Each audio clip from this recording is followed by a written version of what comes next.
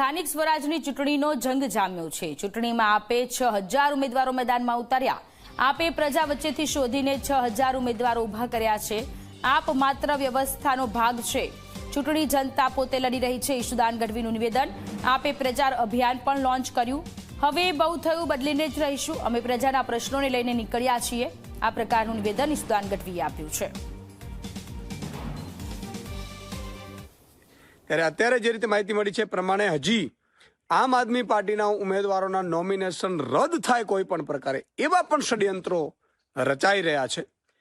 અમે ગુજરાતની જનતાને કહેવા માંગુ છું કે અમે તમારા માટે લડવા નીકળ્યા છીએ। આ લોકો ડરાવવાની, ધમકાવવાની, બેસાડવાની ખૂબ કોશિશો કરશે, પરંતુ અમે ડરવાના નથી, ઝૂકવાના નથી।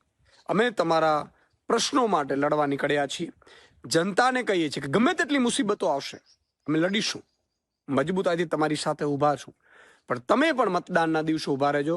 આમ આદમી પાર્ટીનું જ્યાં જ્યાં ઝાડુ છે ત્યાં તમે જ્ઞાતિ, જાતિ, ધર્મ બધું ભૂલીને તમારી પોતાની પાર્ટી માટે ઝાડુ બટન દબાવજો એવી હું વિનંતી કરું છું।